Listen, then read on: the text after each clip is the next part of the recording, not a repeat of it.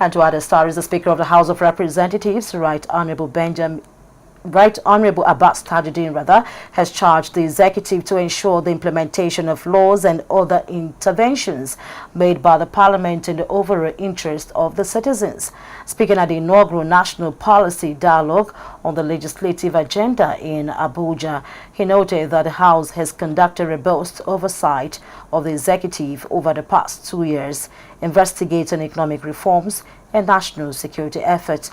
He explained that the dialogue was created to foster honesty, evidence-based discussions between the legislature, executive and citizens to improve governance, while also revealing that over 1,059 bills have been presented. Recognize that passing laws is not enough.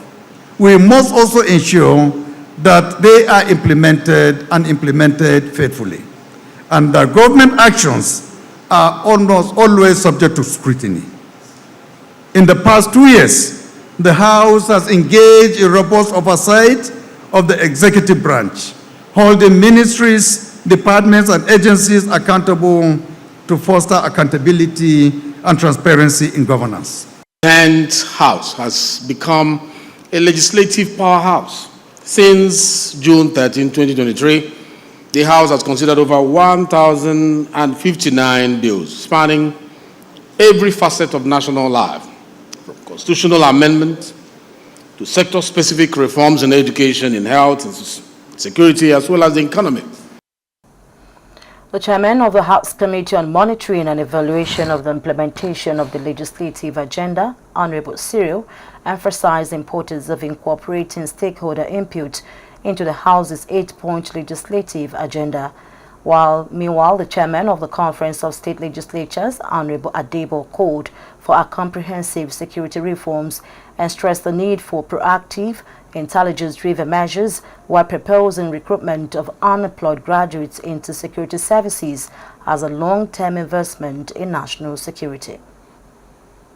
The legislative agenda of the 10th House surely green flags the House of Representatives as the green chambers, as the house of the people, or the people's house, the beacon and the bastion of our democracy, as it heralds a new era of purposeful alignment with global parliamentary best practices benchmarked by the key indicators of strategic focus, measurable impact, and parliamentary audit.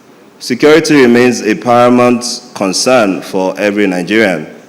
It is not enough to merely condemn acts of terrorism, banditry, kidnappings, and communal violence each time they occur.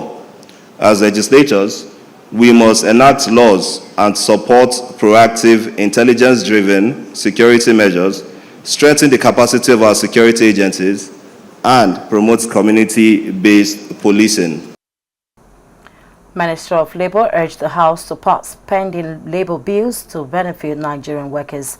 The event also featured goodwill messages from various stakeholders and development partners.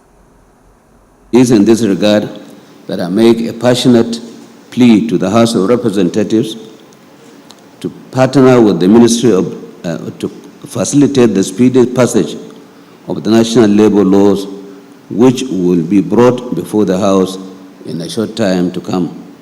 These bills include Labour Standard Bill, Collective Labour Relations Bill, Occupational Safety and Health Bill, Labour Institutions Bill, the Nigerian Social Insurance Trust Fund Act 2010 to align with the Employers' Compensation Act, the National Directorate of Employment Act 2004, the National Productivity Act, and the Michael Omodu National Institute for Labour and Studies. But the challenge has always been the implementation.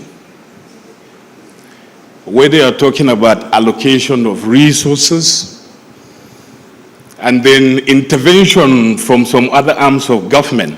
I remember one of the cardinal points we had in the 8th Assembly legislative agenda was the issue of the sectoral debates. And we started it was going on very well. And then I had a call. Mr. Speaker, my ministers are complaining that you have prevented them from working. And it was just for a minister to show for just 30, 40 minutes, present in areas that we thought were very, very critical to the national economy, because then we were talking about diversification of our revenue sources. I think that the opportunity of reviewing work done, the opportunity of presenting to citizens what the People's House has done is so very important for all of us. The National Policy Dialogue on Legislative Agenda is the first time this is happening. And I think it sets a benchmark, but also sets future direction for citizens to ask the question, what has the National Assembly done, for the National Assembly to respond to citizens on what it has done.